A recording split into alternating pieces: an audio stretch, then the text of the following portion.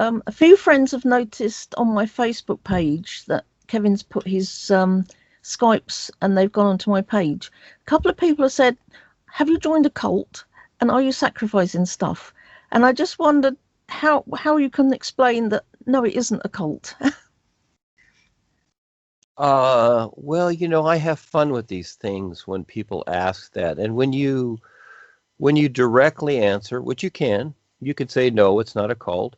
Well, that's kind of like, you have Parliament and stuff over there. And I see, on Facebook, I don't know if you watch some of these things where they grab as the people come out of Parliament or whatever, they grab the individuals and they throw them in trash cans, okay, big dumpsters.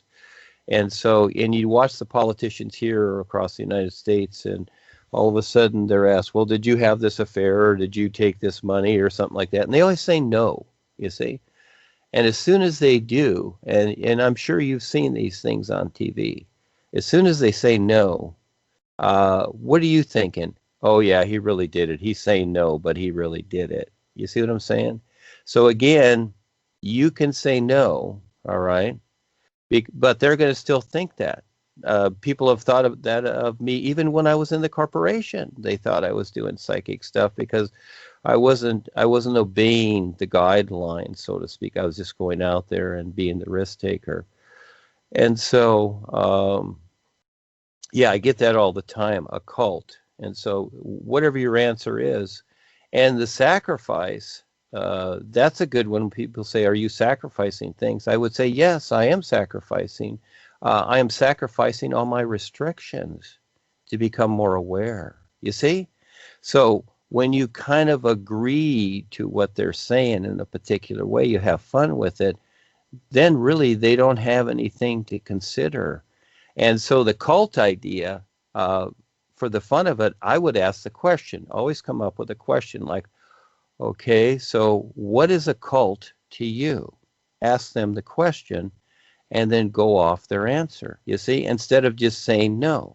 Now, politicians do this all the time. You'll notice that especially when they're questioned by the media or somebody, they never, hardly ever answer the question directly, see?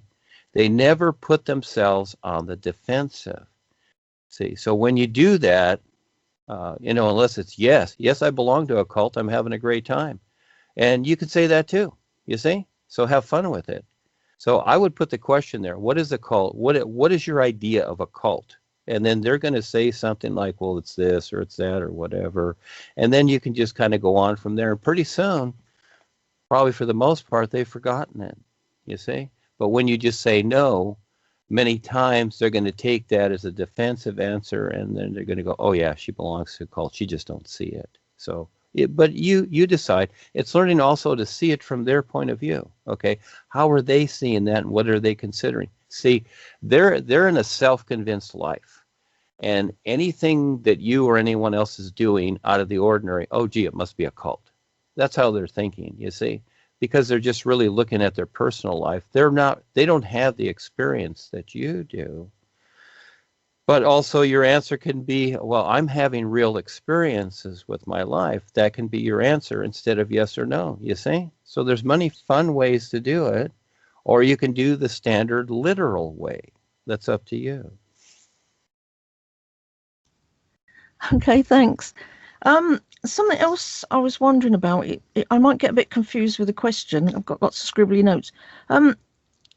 I sort of, in my Googling, I found out stuff about the Eckankar. That's the corporation, I think. And then it went into the New You presentation.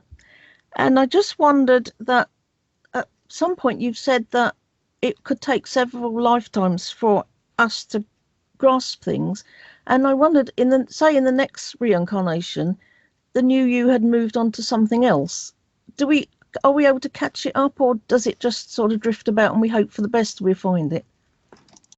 Well, all of the above, young lady. So again, I remember when Rebazar told Paul, when Paul was deciding this too, because we came in this lifetime to do this, but when you come in the physical, it's a toughie. And that is, you could do it now, or you can do it in future lifetime, but there's no guarantee. You see, again, we're here for the world. This is very real, like nothing else. You have seen nothing yet. But at the same time, who sees it? So it's a matter of that it doesn't matter if it's the new you or anything else. It is a matter of what you see, and the real guides are always there. But each lifetime you come in, and again, why is it that you went into the next lifetime? So usually because the attention got scattered.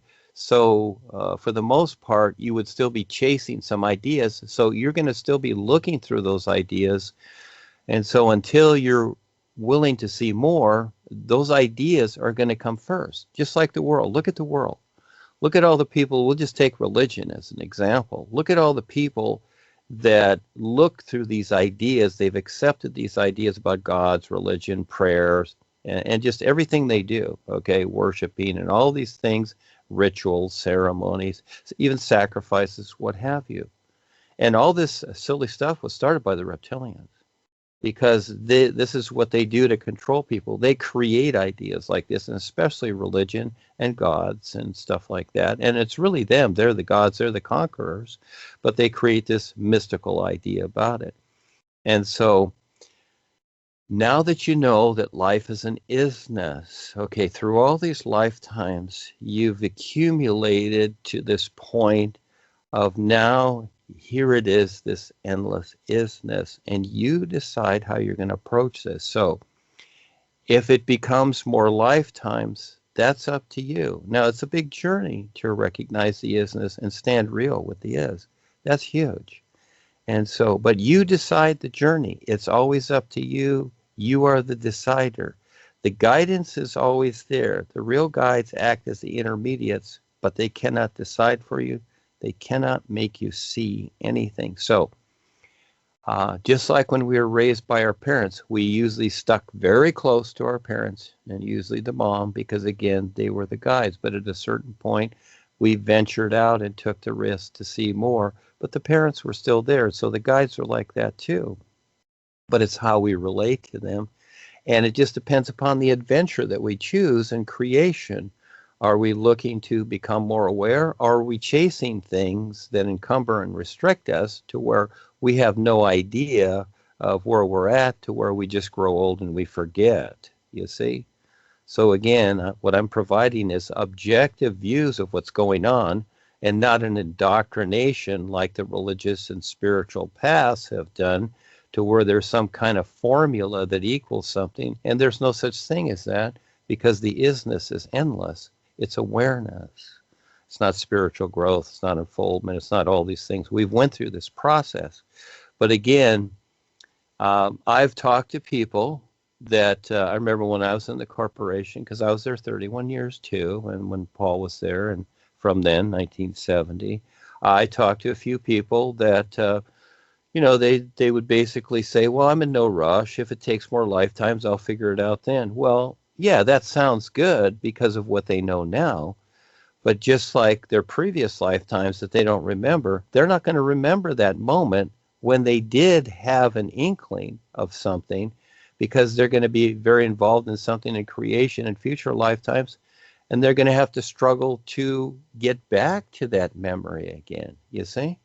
So realistically, breaking and putting it all together, those millions of lifetimes that we spent in different body forms to get here, it could have been one lifetime if we recognize what's going on, but it's taken all these lifetimes of being beat up and going through drudgery and unconsciousness to finally, decide to figure out something else besides creation, you see? So it's always up to you every single moment, and it will always be up to you. Nobody can save you. You have to decide to see what life is for yourself, you see? Right, okay, thanks very much. I think I've finished my questions at the moment. I'll pass you back to Kevin. Okay, and I'll pass it on to Pearce. So, Pearce, if you've got any questions or experiences to share, you're up. Firstly, I'd like to say what I've learned from new presentation is that the personal self is the biggest obstacle. It's like the real bitch to get by, and you always need to, you always need to work on your awareness, because it's in everything. It's your personal self. It's it's in everything. And second, it's just a dream that I had. Well, I've always had, and up until a few months ago, actually, when I was a small child, I used to have these recurring nightmares that I was being chased by giant. Yeah, it was always chasing me. This giant, particularly giant. It was huge, and I was always a kid in the dreams because it was through my childhood. And just before it got me, it always like cornered me. And just before it got me, I'd always wake up sweating and in tears some nights. It really troubled me all through my childhood. Well, I didn't have it for years and years and years, and then I think it was about a month and a half ago. About a month and a half, I was singing the New Year. Well, I've been singing it for a while now, and I had this dream. I don't know if it was what kind of experience it was, but it was chasing me. I was back in my. I went back in my childhood, but I was back in the area where I grew up again, in Nottingham, and this giant was chasing me again, and it had chased me to it was like a dead end, an alleyway. There was nothing I could do, and it was there. It was above me. It was there. It was going to get me. And instead of waking up, I spoke to it. I turned around and says, "You can't do me no more. I'm bigger than you." And that was it. And basically, in my dream, I grew, but I didn't know what size I grew to. But I was getting bigger than the giant, and then I just woke up out of it. And that's just another experience that I had. Well, a dream experience, real sad experience that I had that I wanted to share. But yeah, that's all I've got to say tonight. Yeah, thank you. Thanks for the opportunity. Thank you for the new presentation. It's wonderful. Back to you, Kevin. Let me say something about that, Pearce. Yeah, and you kids, if you could speak a little slower, because I know that probably some people here cannot understand because your accents are very thick. I listened very close, so I can hear it. I can pick it up. It's interesting how your words really kind of blend into the next word. But that experience is very good. Now, it can go two ways. All right. So, as a child, okay, in your experience, you're unaware of where you're at. It's just simply that you're unaware. And so you have this reoccurring dream. And so because of that, it's like when we were children, we were afraid of the dark. It was scary. And if we saw a shadow, it was scary. I went through that too. We all went through these things. Or you see a scary movie or something like that, because again, the unknown seems scary. But the interesting part is that as you grew up and then you had this experience again, because it was very important for you to have that experience because life sees. And it can be one of the real guides, and that is it's a wake up, and then you come to a dead end. In other words, there's no more where to run, you see. So you've come into what we've created here is the new presentation. You've come into a better understanding of things.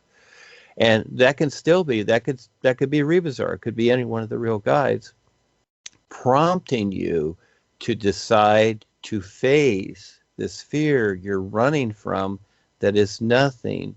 And, again, you decided I'm bigger than you see. And it's really not about that. It's just that you turned around, you faced yourself. It wasn't the individual chasing you that was the fear. It was your own fear you were running from, and you thought it was this individual, but you decided to be bigger. See, it was you, and it was a wake up for you. Now you see it. Yeah, I do now. Thanks, Duane. I wanted to start with a example of what Duane has been speaking about recently, about fighting the system where the solution should be to sidestep it and connect to our real awareness. And the example I was going to give was the Brexit thing happening in the UK. And it seems that even though we voted to leave, well, the majority wanted to anyway, we are to remain. And now we have riots in the streets. And the likelihood of martial law, temporarily, so they say, to keep the peace. And I always wondered why they even gave us the vote in the first place. And people at the time put it down to the arrogance of the controllers. They were obviously thinking that the majority would vote Remain. And I'm beginning to suspect it was a plan all along to allow us to vote, knowing that the majority would vote Leave, because I'm sure through their endless data gathering and AI surveillance, they are pretty accurate with predicting our behaviour. And then later, they would not allow our departure from the EU, and the result would be rioting, again, as they probably predicted, and indeed wanted. Because as Duane says, all this emotional reaction and fighting the system and rioting, etc., does nothing but keep the people in creation. And what we have here is what everyone has agreed to, and the only way to deal with it is to sidestep it through our real awareness and recognition, and withdraw our support and agreement from it. Yeah, that's the idea. In other words, there's always another way to do something besides violence, accordingly. You see what it does, and you see writing through history, and the end result is a lot of people get hurt, a lot of people are confused, and it really goes back to the same system as it was. I've seen many documentaries on this, and the biggest revolt ever was in Russia in the early days of Lenin. And it was like 5 to 7 million people were killed. And through all that process, I mean, millions of people filled the streets and did all that. Lenin left for a while that was going on, then came back after it was basically resolved. In other words, the establishment just simply took over its position, and justifiably so. It becomes more justifiable to them that you're resisting the system because they set up the idea that the system is good for you, you see? And so you're revolting against something, again, that people have agreed to. And it started off very simple at some place, maybe there's 5 or 10 people, like the 13 colonies. But that was all a setup, but we just take the idea, and people got together and they just figured, well, after a while, it's like, well, we need some laws and we need some government and stuff like this. It's a step at a time. And I don't know. I've never seen a bunch of birds get together and say, look, we got birds flying all over the place here, and, picking up twigs and, making their houses any way they want. They're all different, whatever. Let's get together and let's make some laws and regulations of how to build your house and where to fly and all this stuff. It's really kind of funny, isn't it? And so again, those that want to control others have come in. And so we're at the point now that it's all nuts. It's totally a crazy world, destroying itself. And so for most people, all they can see is just simply revolting and let's bring down the government. Let's destroy the government or whatever. You can't do it. They'll come back. They're always there. It's like termites in your house. You can tent the house and poison your house, and then you got to live in that poison. And then they're going to fly right back in. When it's all clear, they're going to fly right back in the next day or the next 5 days. It's always there. So it's not about redoing something that's already a mistake. It's about using, developing your real awareness, becoming more aware. And, we're in this world, we have to live. But it's not about the world so much. Yes, you live, you go to the store, you buy things, you have your boring job or whatever. Yes, you do it, whatever it is to survive. But fortunately, now you know about the new you and the real guides. So that's where you focus your attention. And because the world is like it is, this should more than motivate you to really focus on something real, to where it becomes more real than this world. That's all. You decide. Yes, so in the meantime, if you're out there revolting, then you're putting all your emotion and intent in there, and it's just going into your emotional body and physical body. You're going to be hurt, and you're going to have remorse, and etc. And that's going to be your focus. So it makes more sense to focus on something sensible, and just kind of play along with the system. But you don't have to agree to everything the system decides, but you just kind of play along with it because you're in this world temporarily. And for the most part, you'll go to better places to where you don't need to agree to their system or their designated heavens that they tell you about. You can learn to see more and be more. So that's up to you. This should motivate you to do that. Yeah, go ahead. Okay, Duane, thank you. Yeah, I wanted to ask about tricksters in dreams. And obviously, as you were saying, we get our information through our dreams, but there is the possibility that we can be tricked. And the only thing that can discern what is real information is our awareness. But I was sort of thinking that until our awareness reaches a point where we can discern the truth or deception in dreams, then one could say dreams could maybe not be a valid source of information until such time as our awareness expands to a stage where we can't be deceived by possible trickery in them. That can go either way, like anything. Again, it's how you see it. So in a way, everything is a trick in creation, but then again, it's not. It's essential for you to better understand and recognize yourself, because you need to be objective and not just subjective, but you need both positions. So it goes both ways.